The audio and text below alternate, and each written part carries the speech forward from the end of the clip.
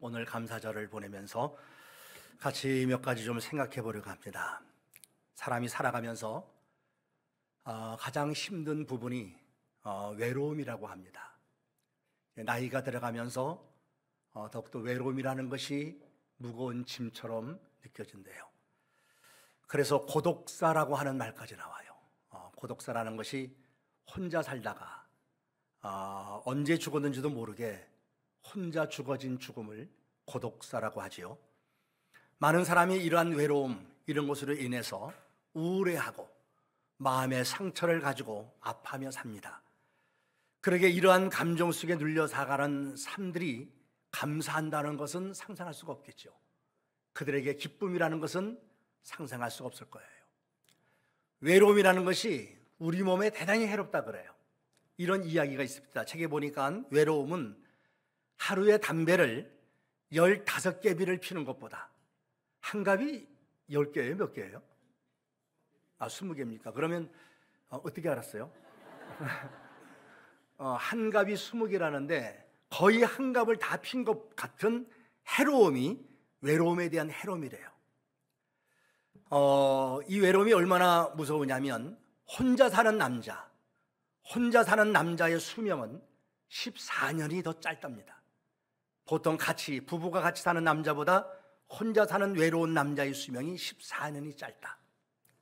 놀라운 사실은 여자는 혼자 살면 더 오래 산대요. 이게 어떻게 설명이 될지 참 묘해요. 사람이라는 것은 결국은 혼자지요. 자식도 결국은 다 떠나보냅니다. 특히 요즘 시대에서 아들이라고 하는 존재는 더 그렇다 그래요. 딸하고 다르게 아들이라고 하는 존재는 전 뭐라 그럴까, 있으나 마나한 존재 같다, 나중에 이런 식으로도 얘기를 많이 해요.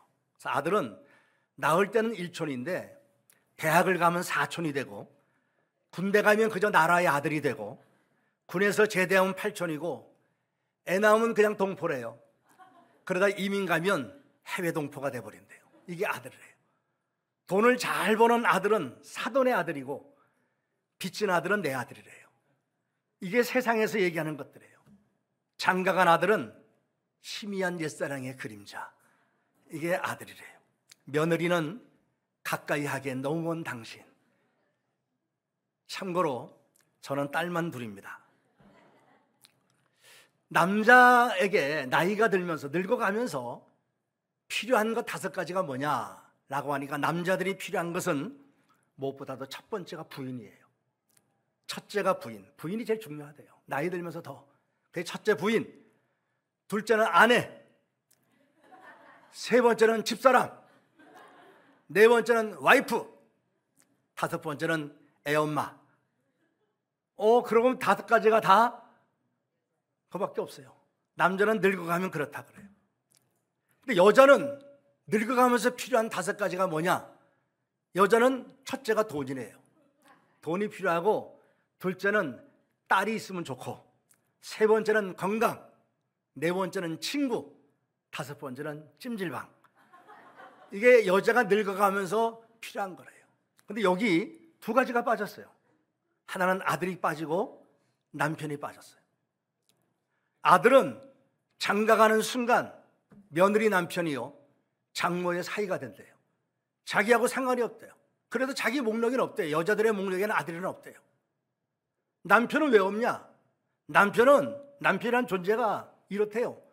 집에 두면 근심덩어리, 데리고 나가면 짐덩어리, 마주 앉으면 왼수덩어리, 혼자 내버리면 사고덩어리, 며느리에게 맡기면 구박덩어리래요. 이게 남자들의 얘기예요. 남자들이 이렇대요. 이런 얘기를 들으면서 미국 사람들은 뭐라 그러냐면 오마이 갓 그래요. 젊은 사람들은 헐 그래요. 우리나라 사람들은, 우리나라 말은 뭐가 있죠?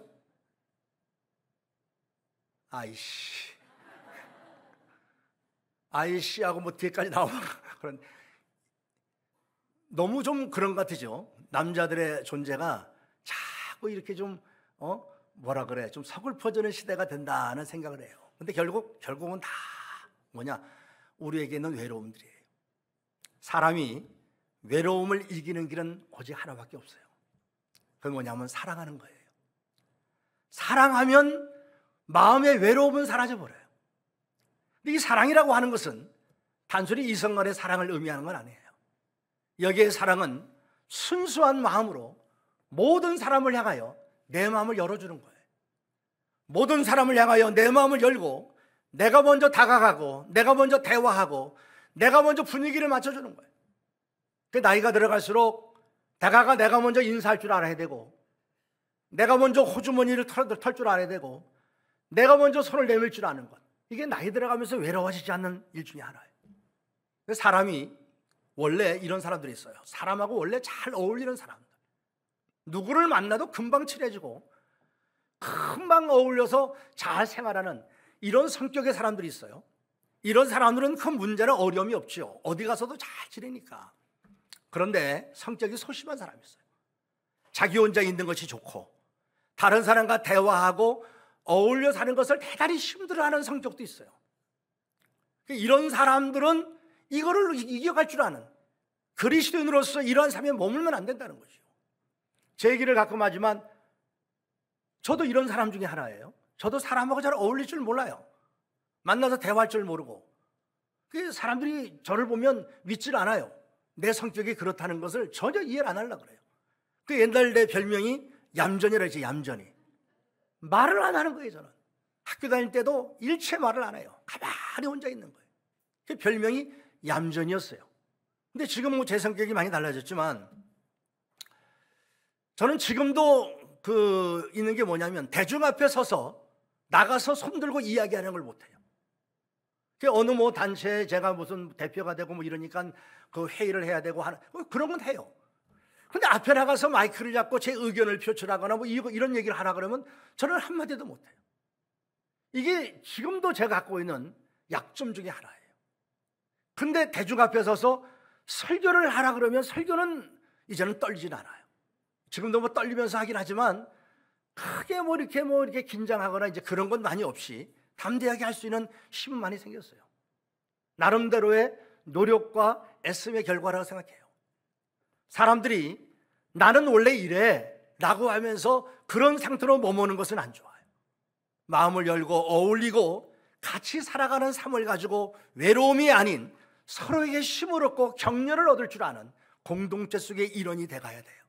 단 이렇게 살아가는 삶에도 위기가 있죠. 왜냐하면 상처를 많이 받아요. 마음을 열고 먼저 다가가 대화하고 이야기하다 보면 잘못하면 큰 아픔을 받아요. 상처를 받아요. 말 한마디에 크게 힘들어지고 결국은 이런 사람들이 마음문을 다시 굳게 닫고 자신의 세계에 갇혀버리고 어울리지 않는 경우를 참 많이 봐요. 그럼에도 불구하고 이러한 자신들을 끊임없이 다듬고 훈련시키고 세워가는 것이 신앙의 성숙이에요. 제가 여러분에게 이런 말씀을 여러 번 드린 것을 기억나요? 신앙이 성숙한 사람은 누구냐? 다른 사람과 잘 어울리는 사람이라고 얘기했어요. 근데 다른 사람과 잘 어울리는 것, 이것으로만 그 사람을 성숙한 사람이라고 보질 않아요. 잘 어울려 가는데 그 사람을 가만히 보면 스스로가 말조심을 하고 행동을 조심하고 다른 사람을 배려하는 모습이 있고 다른 사람의 감정을 이해하려고 굉장히 애를 쓰면서 그 사람의 감정에 호응해주고 공감하며 사는 거예요. 이런 사람들이 신앙의 성숙한 사람. 잘 어울리기는 하는데 어울리면서 상처 주고 어울리는 가운데 말을 막 하고 어울리는 가운데 엉키는 이런 사람들을 많이 보는데 이런 건 안 좋은 거죠. 그러니까 우리 그리스도인들이 신앙의 성숙된 삶을 위하여 무엇보다도 더욱더 외로움이 아닌 가치 있고 의미 있는 일을 해가면서 아름다운 내 삶을 만들어가기 위해서 다른 사람을 향하여 마음을 열고 잘 어울리고 서로 힘을 모아서 가치 있는 일들을 위해서 도전해가는 삶들이 진짜 중요하다는 거죠. 이러한 삶을 살아가려고 할 때 우리 삶에 등장하는 게 뭐냐면 비로소 감사라고 하는 것이 나와요. 아무것도 하지 않으면 감사의 일은 하나도 없어요. 이번에도 필리핀 선교팀들이 같이 동행해줘서 저는 개인적으로 굉장히 기뻤습니다. 늘 혼자 이제 갔다 오고 이제 그랬지만 이번엔 같이 이렇게 우리 교우들이 20명이나 되는 교우들이 같이 가서 같이 예배를 드리고 같이 움직이고 같이 사역들을 하니까 너무너무 좋아요. 근데 더 행복한 게 뭐냐면 같이 동행했던 우리 선교팀들 모든 교우들이, 우리 청년서부터 우리 그 은퇴한 장로님들까지 그 나이 차이도 많음에도 불구하고 하나가 돼가지고 고백하는 게 뭐냐면 전부 감사와 기쁨의 고백들이에요. 만에 하나 그래도 자신들이 시간이 나고 자신의 마음대로 헌신하고자 이번에 동참해서 같이 갔다 왔는데 만약 같이 않았다면, 그저 주저앉아 있었다면 그런 감사나 기쁨은 전혀 경험하지 못했을 거예요. 그래도 도전하고 같이 가서 사역을 하다 보니까 기쁜 일이 생기는 것이고 감사한 일이 생기는 것이고 내가 행복해지는 일들이 생기는 거예요. 아무 일도 하지 않으면 몸은 편하고 속은 편할지 모르지만 감사의 조건들은 전혀 발생하지 않아요. 많은 일을 하다 보면 정말 가치 있고 의미 있는 일들을 서로 어울려서 함께 뭔가 하다 보면 힘은 들 거예요. 상처도 받아요. 때로는 손해도 보는 것 같고요, 때로는 어려움도 있지만, 그러나 그러한 중에 감사할 일이 생기고 그러한 중에 감사의 조건이 생기고 그러한 중에 행복한 일들이 발생하는 거예요. 우리가 이렇게 살아가다 보면 외로움은 사라져요. 행복해져요. 보면서 그 차 안에서나 참 먼 길을 오고 갔는데 차를 너무 오래 타니까 저도 몸이 너무 안 좋아지는 거예요. 저는 자동차를 이제 오래 타는 게 너무 힘든데 그 오랜 길을 가면서도 때로는 비포장도를 그렇게 가면서 몇 시간을 가면서 왕복뭐 5시간이 걸리기도 하고 첫날 같은 데는 거의 차 탄 시간만 7시간, 8시간이 되는 것 같아요. 그럼에도 불구하고 차 안에서 까르륵 웃었나 허허 웃었나 모르겠는데 하여튼 표현하기를 까르륵 웃으면서 기뻐하고 행복하는 모습을 보니까 담임 목사로서 너무너무 기쁜 거예요. 거기에 외로움이라는 게 있습니까? 거기에 고독이라는 게 있습니까? 그건 행복함만 있더라고. 마음이 건강해지고 마음이 건강해지면 몸도 건강해져요. 감사는 우리의 삶을 바꾸는 거예요. 감사는 새로운 축복의 인생으로 만들어갈 수 있는 놀라운 능력이 거기에 있음을 우리는 믿습니다. 그리스도인의 삶이라고 하는 것은 내 안으로만 향하는 삶, 뭔가 나는 이것이 필요하고 난 이걸 갖고 싶고 난 이걸 이루어야 되고 그러니까 기도하면서 주님 주시옵소서 주시옵소서 주시옵소서, 내 안으로만 향하는 삶이라면 이거는 건강한 그리스도의 삶이 아니죠.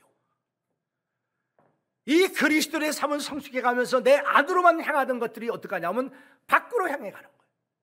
밖으로 향해 가는 거예요. 나에서, 내 자식에서, 내 남편, 내 가정, 여기에만 파묻혀 있는 인생이라면 건강한 그리스도인이 아니죠. 여기서 밖으로 흘러가는 거예요. 나에서 너를 향할 줄 알아야 되고, 나에서 우리라고 하는 공동체로 향해야 되고, 나에서 하나님을 향하여 갈 수 있는 성숙이 우리 가운데 있어야 돼요.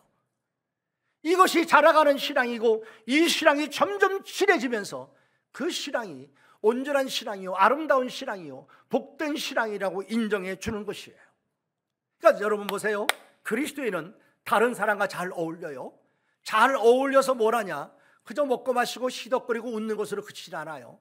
같이 어울려서 의미 있고 가치 있는, 우리가 주의 사람이라면 주님을 위해 살아갈 일을 고민하며 이것을 함께 이루어가는 거예요. 이러한 삶 속에서 감사가 나와요. 이러한 삶 속에서 감사가 솟구쳐 나오기 시작합니다. 작은 감사들이 내게 주위에 터쳐나오기 시작해요. 이 작은 감사를 가지고 감사하다 보면 나중엔 놀라운 기적이 일어나요. 감사가 우리 안에서 솟구친다는 찬양들, 이런 말 있죠. 그것처럼 정말 감사가, 기쁨이 우리 안에서 솟아오르는 것 같은, 솟구쳐오르는 것 같은 그런 시간을 경험하게 돼요. 그때 우리의 삶은 달라져요. 얼굴이 달라지지요. 내 마음이 달라지지요. 관계가 달라지는 거예요. 이게 그리스도인이에요. 이러한 삶을 살기 위하여 그리스도인에게 가장 중요한 것이 뭐냐? 오늘 바울은 성령 충만이라고 그래요. 오직 성령 충만이 우리의 의지나 우리의 힘이나 우리의 노력으로 이루어지지 않아요. 사람은 감정적으로 살기 때문에 자기 감정에 의해서 너무 치우치는 거예요. 뭔가 감정이 기분 좋을 때는 하하호호 하다가 감정이 좀 눌리면 그렇게 의뢰스럽던 사람이 한순간에, 죄송해요, 인상이 그렇게 더러워질 수가 없어요. 짜증만 부리고 모든 관계도 다 끊어버려요. 이게 그리스도인일 수 없어요. 너무 감정에 치우쳐 사는 사람들, 이것 갖고 우리는 온전하고 건강한 삶을 살 수 없어요. 성령으로 충만할 때 우리의 신앙의 삶이 하나님의 성령에 붙잡혀서 하늘 백성의 아름답고 온전한 삶을 살아낼 수 있으리라 믿습니다. 그래서 오늘 바울은 본문에서 성령 충만함을 받으라 그래요. 18절 보세요. 술 취하지 마라. 당시 그 초대교회 안에도 이 술에 취하는 이 문제가 굉장히 심각했어요. 그런데 이 문제를 바울이 거론해요. 술 취하지 마라. 이런 방탕한 것이다. 어떤 분은 이 말씀을 읽으면서 사도 바울에게 참 감사하다 그래요. 왜 그러냐면 술 먹지 마라 그러지 않고 술 취하지 말라 했으니까 술을 먹되 취하지 않고만 먹으면 된다. 그렇게 얘기를 하면서 감사를 표현해요. 술 먹으면 취해지나요? 안 취해지나요? 어떻게 알아요? 저는 먹어봤으니까 알아요. 술 먹으면 취해요. 조금만 먹어도 그냥 알딸딸해지긴 해요. 제가 술에 강한 거 모르죠? 제가 술에 강합니다. 소주 한 병 정도는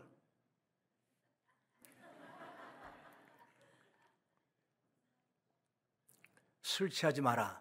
이는 방탕한 것이다. 그러면서 오직 뭐라고요? 성령으로 충만함을 받으라. 성령 충만하라. 성령으로 충만할 때 우리의 감정적 삶이 아니라 하나님의 성령의 은혜를 가지고 성령의 도우심을 통하여 우리가 해야 될 마땅한 것들을 행해요. 마음을 열고 서로가 하나가 돼서 거룩한 주의 나라 가치 있는 삶들을 위해서 도전해가고 함께 노력해가면서 믿음의 사람이 돼요. 세 가지로 변화돼요. 첫 번째가 하나님과 동행하며 살아있는 신앙의 삶을 경험합니다. 여기 시, 찬송, 신령한 노래 이게 나오죠. 이걸 서로 화답하래요. 그러면서 마음으로 주님께 감사하고 노래하고 찬송하래요. 이게 우리 주님과 동행하는 삶이에요. 우리 주님의 존재 앞에서 신령한 은혜의 삶을 살아가는 삶으로 변화되어 가는 거예요. 두 번째가 하나님께 감사한대요. 범사에 우리 주 예수 그리스도의 이름으로 항상 하나님 아버지 앞에 감사하라 그래요. 이게 성령 충만하면 나와요. 세 번째가 다른 사람과 서로의 관계 속에 섬김의 모습으로 바뀌어지는 거예요. 이게 진정한 사랑의 삶이요 섬김의 삶이죠. 주님을 경외함으로 뭐라 그러죠? 피차 복종하라. 우리는 주님을 경외하는 사람이에요. 우린 사람 섬기는 사람 아니에요. 우린 사람 믿고 사람 의지하는 사람들 아니에요. 우리는 주님을 경외하는 사람들이에요.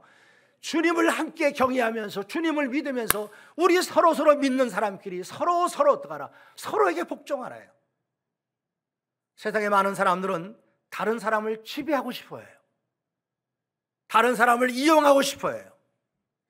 다른 사람 앞에서 자랑하고 싶고 교만해지고 싶어요. 다른 사람을 쉽게 무시해요. 자기의 존재만을 높이려 해요. 아니지요. 이건 진정 그리스도의 삶이 아니지요. 주님을 경외함으로 즉 주님의 마음을 가지고 우린 서로 섬기고 사랑하고 용납하고 서로를 높여주는 삶, 이것을 뭐라고 표현하냐면 피차 복종하라 이렇게 사용하고 있어요. 나는 오늘 특별히 이 본문 중에서 여러분과 함께 나누고 싶은 부분은 20절 말씀입니다. 우리 20절 말씀을 다 함께 읽어봅시다. 범사에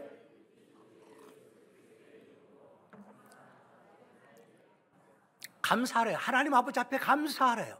성령 충만한 온전한 그리스도의 삶의 두 번째 목록이 하나님께 감사하는 거예요. 근데 바울이 하나님께 감사하라고 우리 가운데 명령하면서 두 가지의 부분을 단어를 사용하고 있어요. 처음에 뭘 쓰죠? 범사에 그리고 항상이에요. 범사에 우리 주 예수 그리스도의 이름으로 항상 아버지 하나님께 감사하라요. 범사에 항상이에요. 범사라고 하는 뜻은 뭐냐면 모든 것이에요. 온갖 모든 것, 어떤 일이든 우리 안에 발생하는 모든 어떤 것이든지 다 이걸 표현해요. 어떤 사건이나 문제나 환경이나 일들을 표현하는 거죠. 이게 범사예요. 또 항상이란 건 뭐냐? 이건 시간적인 거예요. 언제나 늘 모든 시간 속에서, 그러니까 쉽게 말하면 범사는 모든 상황 속에서, 항상은 모든 시간 속에서 감사하라 이거예요. 그러니까 우리의 감사를 뭐라고 표현하냐면 성령 충만함으로 온전한 하나님의 사람의 감사는 어떤 상황 속에서도 언제나 늘 하나님 앞에 감사할 수 있어야 된다 이거예요. 이게 범사에 항상 감사하라 그래. 근데 우리들의 삶을 가만히 보면 감사를 한다 하더라도 또 조건적 감사들이 많아요. 이러이러하기 때문에 감사합니다 하는 걸 많이 표현한단 말이에요. 이번에 우리 선교팀들을 다녀오면서도 3일 짧은 일정 가는데 간절함이 있었어요. 가장 큰 간절함이 뭐냐면 날씨였어요. 비 문제. 떠나는 날부터 여기가 장마가 와가지고 비가 쏟아지는 거예요. 그날 새벽에도 비가 온다고 계속 뉴스가 나와요. 짐들이 엄청 많잖아요. 또 뭐 박스 같은 짐들이고 이거 비 맞으면 다 풀어지고. 바로 교회 주차장에서 우리가 타고 가는 게 아니라 하이마트 앞에 지금 이거 차를 대절해 놨으니까 거기까지 짐을 옮겨가야 된다. 너무 그게 마음이 쓰이는 거예요. 또 전날 새벽 기도도 나와서 제가 그 기도를 간절히 했죠. 그리고 계속 기도한 게 그거예요. 하나님, 우리 짐 실어야 되는데 짐 이거 비 맞으면 안 됩니다. 비 좀 안 왔으면 좋겠습니다. 하나님께 계속 기도했죠. 필리핀에 가서도 필리핀 학교에서도 연락이 온 게 그거예요. 기도해달라고. 우리 팀들이 계속 기도한 게 그거예요. 졸업식이나 졸업식 전야제, 사은회나 다 지금 바깥에서 한다고요. 학교 운동장에서 한단 말이에요. 비가 오면 그럼 어떻게 합니까? 사은회 같은 건 우리 그 애들이, 졸업생 애들이 그 드레스를 입고 최대한 자신들의 멋을 내갖고 온단 말이에요. 막 별의별 멋을 내고 와요. 그리고 우리들 같은 팀들도 그날은 또 멋있는 옷들 막 드레스를 입고 우리 팀들도 막 제일 좋은 옷을 입고 그랬어요. 그것들 입고 다 갔단 말이에요. 근데 여러분, 비가 쏟아진다고 생각해봐요. 난리가 나죠. 졸업식 야외에서 하는데 손님들 오고 그러는데 그거 어떻게 합니까? 바깥 비 오면. 비 오지 않도록 거기서도 계속 집중적으로 기도하고 우리도 기도했어요. 근데 첫날 가는데도 비가 안 오는 거예요. 바로 그 앞 시간 3시간까지도 비가 쏟아졌단 말이에요. 근데 우리가 4시 반에 출발한 4시서부터 모였는데 비가 안 왔습니다. 좋아하는 사람이 하나도 없지만 우리는 굉장히 좋아했어요. 가는 사람들은. 비가 안 왔어요. 그리고 공항에 가서 필리핀에 도착했단 말이에요. 거기서 하는 얘기가 뭐냐면 어제까지 우리 도착하는 화요일 전까지 비가 매일 쏟아졌어요. 매일 비가 왔다는 거예요. 거기 우기거든요. 거기도 여기 장마철인 것처럼 거기가 6월부터 우기란 말이에요. 그러니까 비가 계속 터지는데 우리 안양 서부교회 팀들이 다 도착하는 시간부터 어머나 비가 안 오는 거예요. 목요일 날도 비가 안 와서 행사를 잘 치렀잖아요. 금요일 날 낮에 비가 오기 시작하는데 얼마나 쏟아지는지 막 우렁퉁쾅쾅 막 천둥 치면서 천둥이 바로 옆에서 막 치는 것 같아요. 얼마나 요란하게 천둥을 치면 비가 그냥 거긴 비가 왔다 그러면 막 쏟아붓거든요. 그냥 막 쏟아붓는 거예요. 근데 졸업식 하는데 비가 하나도 안 오는 거예요. 그러니까 모두가 다 감사하다고 비가 오잖아. 우리 기도가 응답됐다고 감사하다고 막 그래. 가만히 생각하면서 이 생각을 하는 거예요. 그래, 우리도 감사하고 있는 것이 뭐냐면 조건적 감사를 하고 있는 거예요. 비가 안 와서 감사합니다 그러고 있었던 거예요. 만약에 비가 막 쏟아졌으면 감사 절대로 안 했을 거예요.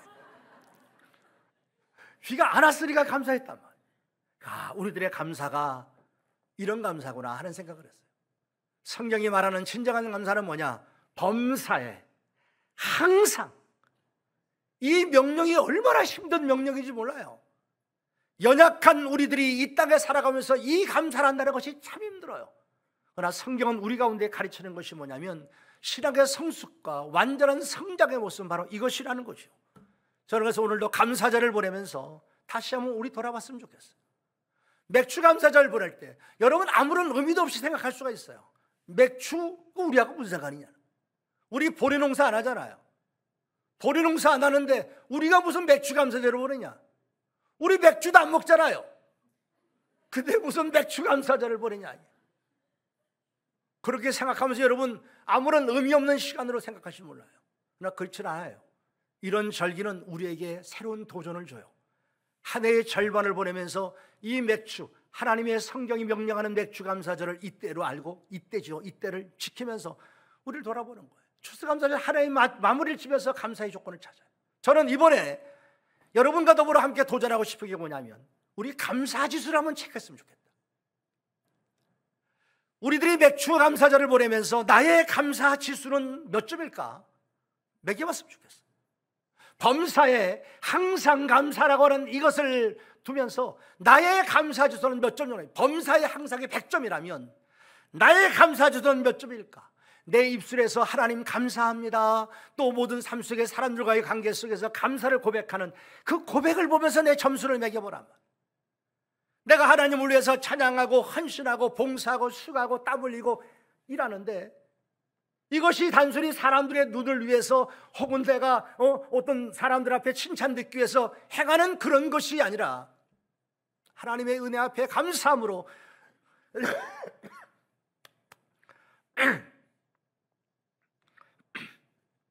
죄송합니다. 내 신앙의 고백을 가지고 하나님 앞에 헌신해가는 헌신이냐, 이 속에서 나의 감사지수를 한번 찾아보란 말이에요. 자, 맥주절 감사절, 맥주 감사절을 보내면서 우리 헌금합니다. 헌금 봉투에 좀 다 놓아줬어요. 이 헌금하면서 헌금하는 이 모습을 보면서 여러분 감사지수를 체크해보란 말이에요. 여러분들은 맥주 감사절 온다 해도 이 감사헌금 안 하는 사람도 있을 거예요. 오늘도 봉투 놓아줬는데도 그 봉투 집에 두고 온 사람이 있을 거예요. 여기 아직 있어요. 남아있어요. 그거 여러분 감사지수 점수예요. 얼마 하느냐? 액수 얘기하는 거 아니에요. 감사헌금하는 내 믿음의 태도를 보란 말이에요. 한 해의 절반을 보내면서 주님의 행하시는 일을 헤아려 가면서 나는 하나님 이렇게 감사해야지 하면서 감사하는 그 모습, 그래서 여러분의 감사의 지수가 있는 거예요. 이제껏 도우셨던 내 하나님의 손길을 내가 얼만큼 내가 생각하고 있냐, 이게 감사의 지수예요. 이걸 체크해 보란 말이에요. 오늘도 우리가 모여 예배할 때 내 마음속에 감사는 얼마큼이냐, 내가 찬송할 때 내 마음이 얼마나 감사를 갖고 찬송하나, 이게 감사의 지수예요. 여러분의 감사지수 점수를 한번 매겨보란 말이에요. 범사에 항상 나의 모든 삶에서, 모든 상황 속에서 아무리 힘들고 어려움 속에서도 내 삶 속에 일하셨던 하나님의 손길을 헤아리면서 감사로 살아보려고 하는 발버둥과 도전이 있는 삶, 이걸 헤아리며 나의 감사지수를 한번 매겨보란 말이에요. 내 감사지수는 몇 점인가? 개를 요즘 키우는 사람이 굉장히 많아요. 그래서 예전에는 개 키우는 걸 애완견이라고 해서 애완견. 근데 요즘 애완견이라 그러진 않아요. 뭐라 그래요? 반려견 그래요. 여러분, 반려견이 뭐예요? 한 남자와 한 여자가 서로 만나 결혼할 때 뭐라 그러죠? 누구를 만났다 그러죠? 반려자를 만났대요. 평생을 같이 사는 사람이에요, 반려. 이 개가 이제는 반려견이 됐어요. 단순히 이뻐해주는 애완견 정도가 아니에요. 평생을 나와 함께할 존재예요.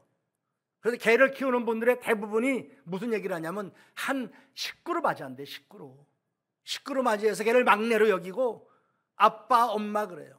언제 개를 다 낳아가지고, 우리 집에도 개 낳아가지고 찬양이가 엄마예요. 애 안 낳고 개만 낳아가지고 나한테 또 뭐라고 부르게 하는데 난 뭐라고 부르는지 몰라요. 우리 개 루디가 나를 부르는 거 뭐라고 부르는지 아세요? 루디가 나한테? 멍. 아무런 없어요. 개를 키우는 사람들이 기뻐하는 것 중에 하나가 뭐냐면 개는 쥐를 보면 너무 반가워하는 거예요. 꼬리를 치고 반가워. 여기가 좋은 거예요. 이게 좋은 거예요. 개 키우는 사람들은. 개는 할 수 있는 건 그거밖에 없어요. 개는 그것 가지고 평생을 먹고 사는 거예요.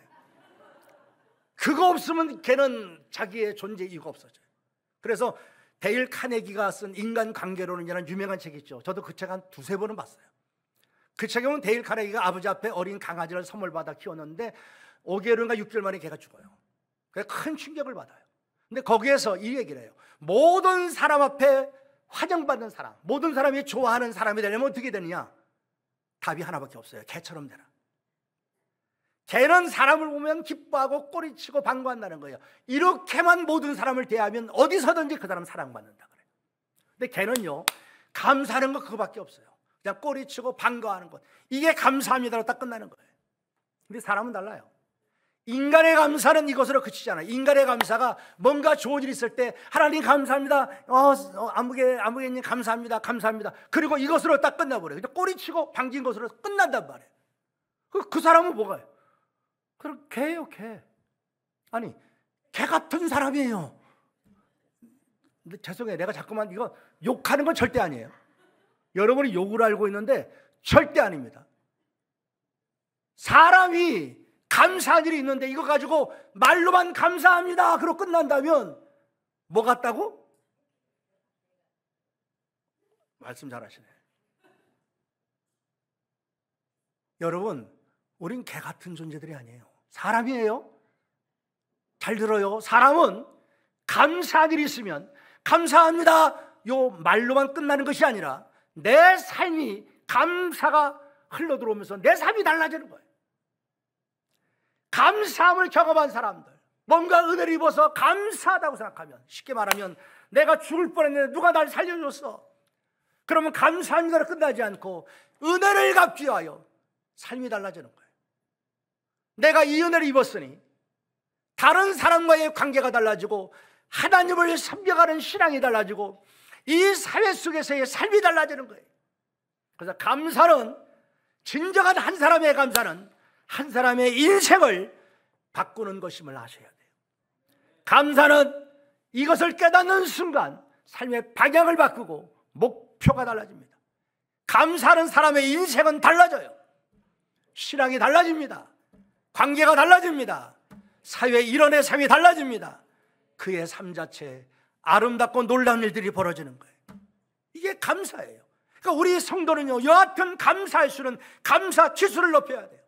범사에 항상 감사하는, 흔들림 없이 감사할 수 있는 이 삶이 있어야 돼요. 너무 힘들고 감사할 수 없을 때 성경 말합니다. 범사에 주 예수 그리스도의 이름으로 그래요. 여러분, 예수의 이름으로 여러분이 할 수 있는 것이 뭐가 있어요? 기도지요. 예수의 이름으로 기도하는 거예요.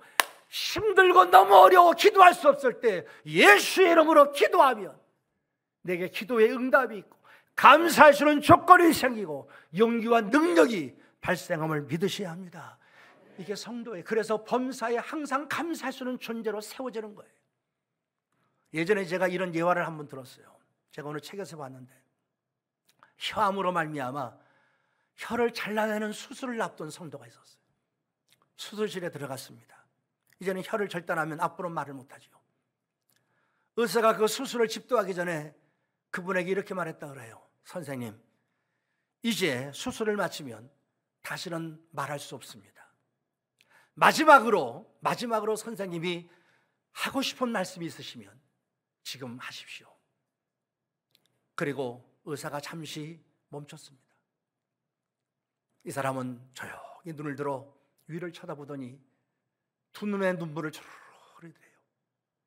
그러더니 한참을 가만히 있다가 드디어 입을 열고 외치는 말이 하나 있었는데, 그것이 뭐냐면 하나님 감사합니다 그러더래요. 그의 마지막 말, 이젠 자신의 혀를 갖고 고백할 수 있는 마지막 고백이 하나님 감사합니다. 은혜가 되고 감동이 오는 거예요. 범사에 항상 감사할 수 있다는 것이 얼마나 위대한 성도의 능력인지, 성경을 해서 이것이 진정한 온전한 성도의 삶이라고 우리 가운데 얘기하는 거예요. 한편 여러분과 이런 생각을 좀 나누고 싶어요. 지금 범사에 항상 그러니까 딴 나라 얘기 같을 수도 있어요. 이건 도무지 우리가 할 수 없는 일이라고 여겨지지요. 저는 이런 생각을 해요. 범사에 항상 감사할 수는 없지만 그 정도가 안 돼도 적어도 내가 받은 은혜, 내가 누리는 사랑, 내가 얻은 축복은 헤아리면서 깨닫고 감사하며 살 수 있는 성도는 돼야 되지 않을까? 왜냐하면 너무나 많은 사람들이 가장 기본적인 이런 감사의 삶조차 살지 못하고 있어요. 자신에게 주어진 많은 것들이 있음에도 아직 자신에게 없는 것들만 쳐다보고 자신에게 일어나는 작은 사사로운 어려운 일들을 보면서 아파하고 슬퍼하고 불평하고 원망해요. 때로는 분노까지 하는 사람을 봐요. 서글픈 현실입니다. 그러게 이 시대가 무서워지는 거예요. 그러게 그리스도들조차 진정 아름다운 신앙의 모습을 볼 수 없는 거예요. 죄송합니다. 많은 사람을 보면서 저 사람의 감사지수를 목사로서 체크를 해보면 어떤 사람은 감사지수가 제로인 사람들조차 있는 것 같아요. 도무지 감사라고는 모르며 불만과 부족함으로 아파하며 살아가는 사람들. 불행한 삶이에요.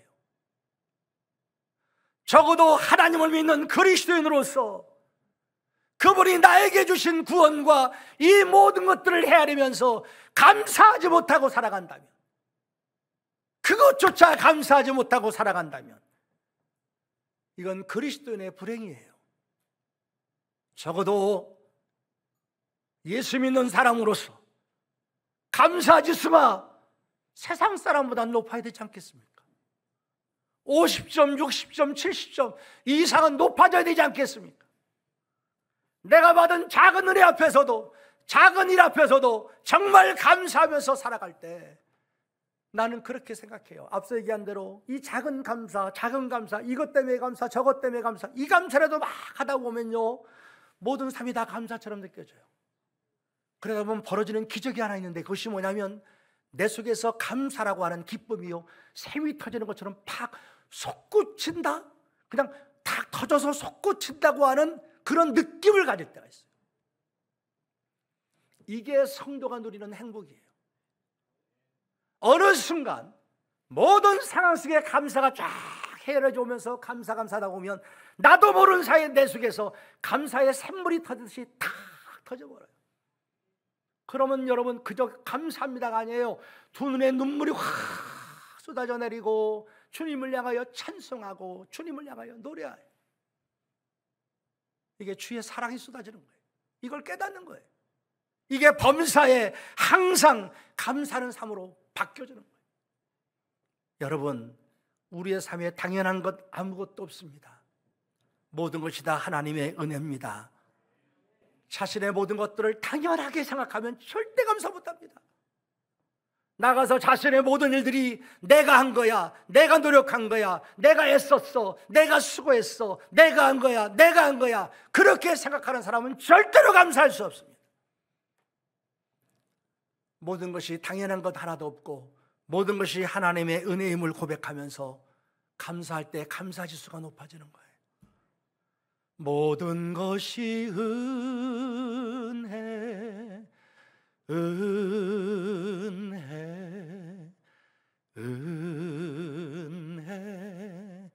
한없는 은혜, 내 삶에 당연한 건 하나도 없었던 것을, 모든 것이